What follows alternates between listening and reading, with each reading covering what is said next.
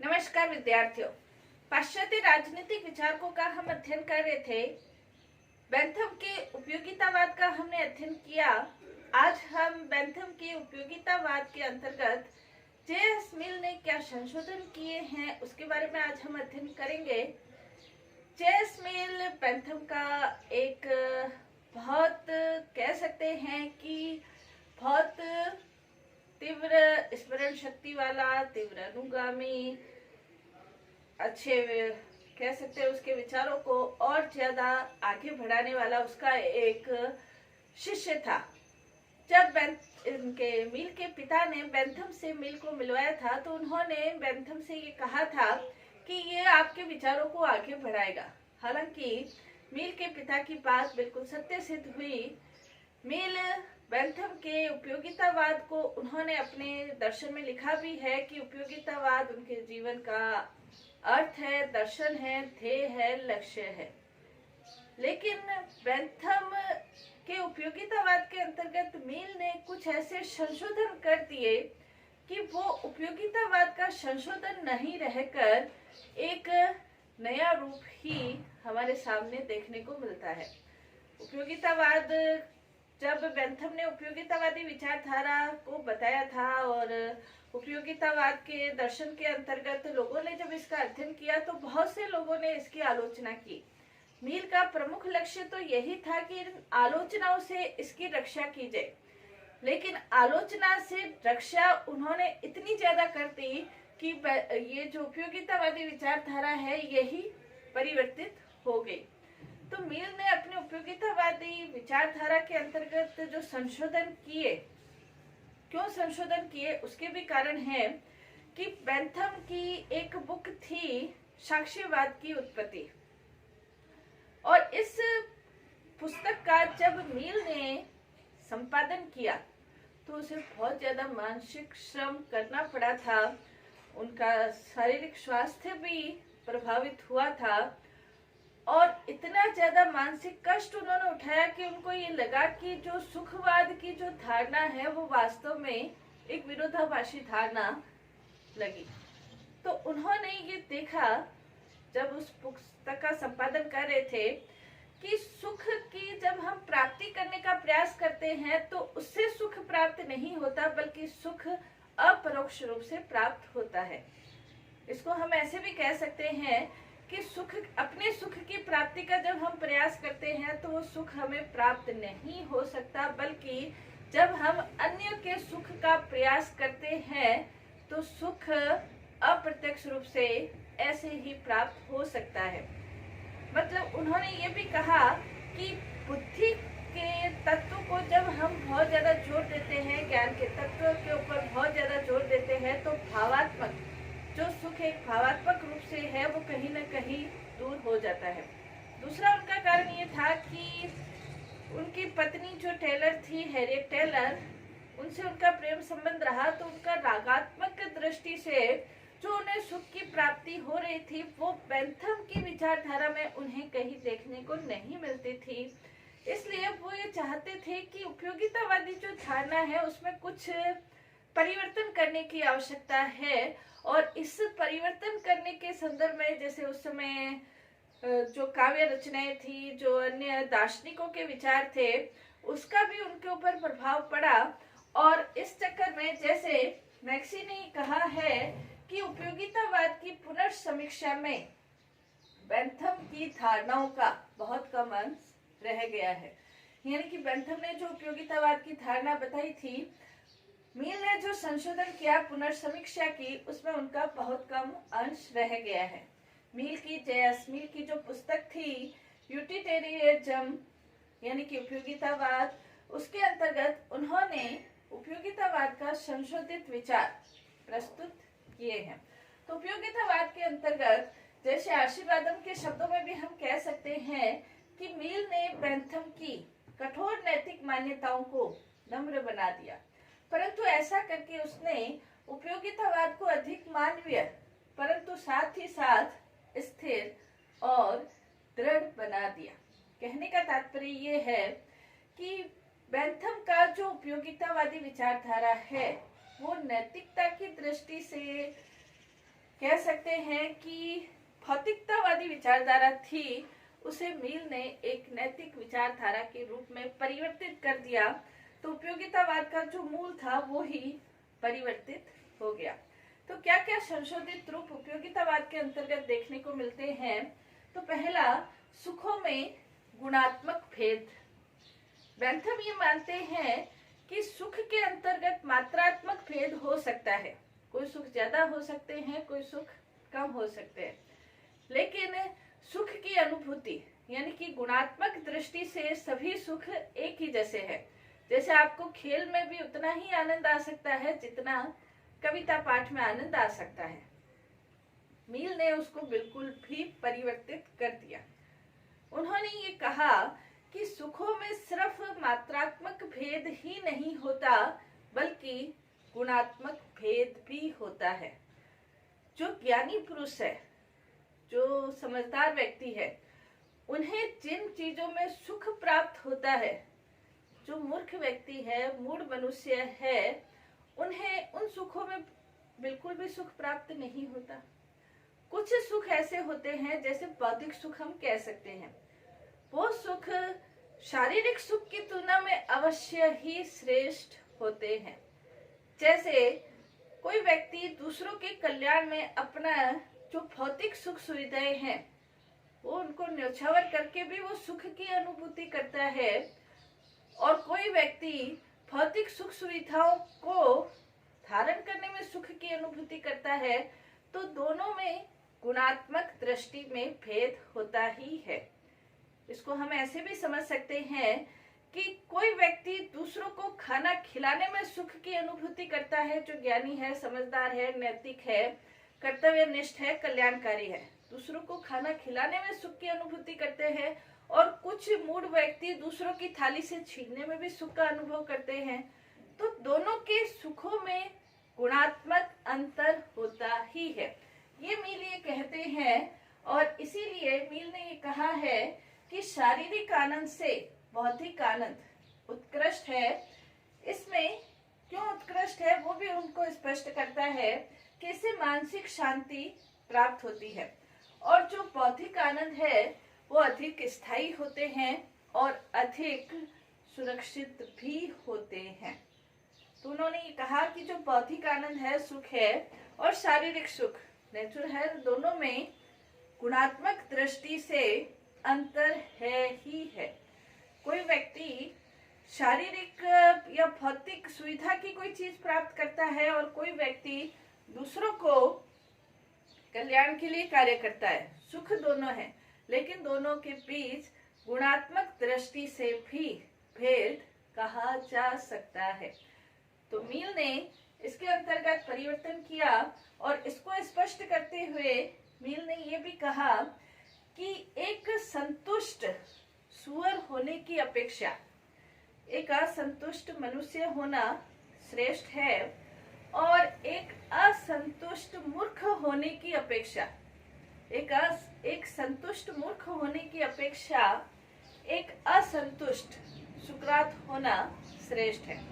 कहने का तात्पर्य ये है कि संतुष्ट सुअर और संतुष्ट मूर्ख होने की अपेक्षा असंतुष्ट मनुष्य और असंतुष्ट सुकरात दोनों की जो सुख को देखने की दृष्टि है वो दोनों की अलग अलग है, और इस अलग अलग दृष्टि के आधार पर सुखों में गुणात्मक और मात्रात्मक भेद किया जा सकता है।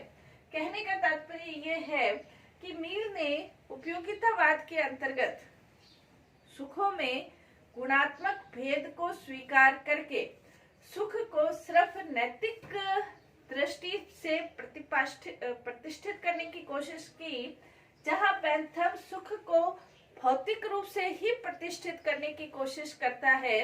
मील उसमें संशोधन करके नैतिकता को भी पुनर्स्थापित करने की उसने कोशिश की। तो जो उपयोगितावाद का मूलभूत सिद्धांत था कि सुखों में सिर्फ मात्रात्मक भेद है, गुणात्मक भेद नहीं है, उसे मील ने परिवर्तित करते हुए ये कहा कि सुखों में गुणात्मक और मात्रात्मक दोनों ही दृष्टियों से भेद है। दूसरा, मील ने बेंथम ने जो सुख मापक यंत्र दिया है कि सुख और दुखों को माप कर अगर सुख श्रेष्ठ रहते हैं तो वो कार्य उपयोगी है और यदि दुख श्रेष्ठ रहते हैं तो वो अनुपयोगी है। सुख मापक यंत्र के द्वारा वो सुखों और दुखों को मापने की कोशिश करते हैं, जबकि मील ने इसे बिल्कुल भी नकार दिया और ये कहा कि सुख और दुख को कैसे मापा जा सकता है। एक व्यक्ति किसी अन्य चीज में सुख का अनुभव कर सकता है, दूसरा व्यक्ति उसी चीज में दुख का अनुभव भी कर सकता है। तो किस वस्तु में क्या सुख की प्राप्ति है और किन वस्तुओं में कैसे दुख की प्राप्ति हो रही है, ये आम व्यक्ति, मूढ़ व्यक्ति, अज्ञानी व्यक्ति किसी चीज में सुख में अलग महसूस करते हैं और जो ज्ञानी विद्वान पुरुष है वो सुख, उनकी दृष्टि में सुख और दुख एक अलग चीज हो सकते हैं। सभी के ऊपर एक जैसे मापक यंत्र का प्रयोग करके ये देखना कि ये सुखवादी है या नहीं है, इसको मापा नहीं जा सकता है। इसका उपाय भी मील ये बताते हैं। मील ये कहते हैं कि जो विद्वान है, ज्ञानी पुरुष है, उनको ये पता रहता है कि वास्तव में सुख क्या है, वास्तव में दुख क्या है, तो उनको वो अपने अनुभव के ज्ञान के आधार पर ये बता सकते हैं। सुख और दुख को माप कर किसी वस्तु को उपयोगी अनुपयोगी नहीं बताया जा सकता, बल्कि मील ने ये कहा है कि जो विद्वान, ज्ञानी, अनुभवी, दार्शनिक, नैतिक दृष्टि से उत्कृष्ट व्यक्ति है वो ये बता सकते हैं कि अमुक कार्य सुखपूर्ण है, उपयोगी है, नैतिक है, कल्याणकारी है या नहीं है। सुख दुख मापक यंत्र के द्वारा इसे मापा नहीं जा सकता है। फिर नेक्स्ट इन्होंने बताया मील ने कि उपयोगितावाद का जो आधार है वो नैतिकता है। जैसे मैक्सी ये कहते हैं कि बेंथम ने राजनीति से नैतिकता को उसी प्रकार पृथक कर दिया था जैसे मैकियावेली ने राजनीति से नैतिकता को पृथक कर दिया था। अब जैसे मील है वो ये कहते हैं कि किसी भी चीज के सुखवादी या उपयोगितावादी होने का मूल आधार नैतिक है। व्यक्ति तभी अपने सुख का, उपयोगितावाद है वो उपयोगितावाद स्वार्थ की भावना, भौतिकता की भावना से उत्प्रोत है, जबकि मील ये कहते हैं कि वास्तव में जो सुख की प्राप्ति है, नैतिकता की प्राप्ति है, या कह सकते हैं कि व्यक्ति को आनंद की अनुभूति, खुशी की अनुभूति तब हो सकती है जब वो कर्तव्य भावना से ओतप्रोत हो, और उस कर्तव्य भावना में ही प्रेम, सहानुभूति, सहयोग, सम्मान, इन सब की उत्पत्ति होती है। कहने का तात्पर्य ये है कि मील अपने उपयोगितावाद के अंतर्गत ईसा मसीह के उस वाक्य को उद्धृत करते हैं जहां उन्होंने ये कहा है कि आप दूसरों के साथ वैसा व्यवहार नहीं करो जैसा आप स्वयं अपने साथ नहीं चाहते हो। आप पड़ोसी से वैसा ही प्यार करो जैसा आप अपने से प्यार करते हो। जब इस तरह की नैतिक भावना व्यक्ति के अंतःकरण के अंतर्गत आती है तो वास्तव में उसके अंतर्गत आनंद या खुशी की अनुभूति होती है। वो ये कहते हैं कि इसमें भौतिकता कोई मायने नहीं रखती है। इसका जैसे अपन कह सकते हैं कि मैक्सी ने ये कहा है कि बेंथम का जो उपयोगितावाद है, बेंथम का उपयोगितावाद है वो भेड़ियों के समाज में भेड़ियों को महत्व देता है और संतों के समाज में संतों का महत्व देता है। लेकिन मील का जो उपयोगितावाद है वो समाज चाहे कैसा भी हो, लेकिन किसी भी समाज के अंतर्गत वो नैतिकता को ही महत्व देते हैं। तो कहने का तात्पर्य ये है कि मील ने अपने उपयोगितावाद के अंतर्गत सिर्फ भौतिकता को महत्व नहीं देकर उसमें नैतिकता को भी प्रतिष्ठित किया है, और नैतिकता को जब प्रतिष्ठित कर देते हैं तो जो उपयोगितावाद की आलोचनाएं उस समय हो रही थी, हालांकि आलोचकों का मुंह तो बंद हो गया लेकिन आलोचकों का मुंह बंद होते हुए भी जो उपयोगितावाद की जो मूल धारणा है उसमें भी परिवर्तन हो गया। नेक्स्ट इसके अंतर्गत व्यक्तिगत एवं सार्वजनिक हित। बेंथम ये कहते हैं कि व्यक्तिगत और सार्वजनिक हित में दोनों के बीच अंतर है। जहां बेंथम व्यक्तिगत हित को महत्व देते हैं वहां मील सार्वजनिक हित को महत्व देते हैं। बेंथम ये कहते हैं कि 4 प्रकार के दंड के माध्यम से भौतिक दंड, राजनीतिक दंड, नैतिक दंड, धार्मिक दंड, इन 4 प्रकार के दंडों के माध्यम से व्यक्ति को कल्याण की ओर प्रवृत्त किया जा सकता है। यानी कि इन दंडों के भय से व्यक्ति बुरे कार्यों की ओर नहीं जाता है, बुरे कार्य नहीं करता है और उससे समाज में व्यवस्था स्थापित रहती है, व्यक्ति का कल्याण होता है। मील ने इसमें संशोधन किया और मील ये कहते हैं कि ये जो दंड की व्यवस्था है ये बाहरी दृष्टि से है। अगर व्यक्ति दंड के भय से कोई अकल्याणकारी कार्य या पाप मूलक कार्य नहीं करता है तो वो एक बाहरी सृष्टि है और बाहरी सृष्टि होने के कारण वो स्थायी रह भी सकते हैं, नहीं भी रह सकते। जब दंड का भय खत्म होता है तो व्यक्ति वापस अकल्याण की ओर प्रवृत्त हो सकता है। लेकिन व्यक्ति जब आंतरिक रूप से अनुशासित रहता है और आंतरिक दृष्टि से जब उसको समझ आ जाता है कि जैसे अमुक अ व्यक्ति है उसका कल्याण है, ब व्यक्ति है उसका भी कल्याण करना है, जो स है उसका भी कल्याण करना है, तो इन सब के कल्याण से क्या होगा? सभी का कल्याण होगा। इन सब के कल्याण से जहां बेंथम का जो सिद्धांत था अधिकतम व्यक्तियों का अधिकतम सुख, मील ने उसको परिवर्तित करते हुए कहा अधिकतम व्यक्तियों का सार्वजनिक सुख, सभी का सुख।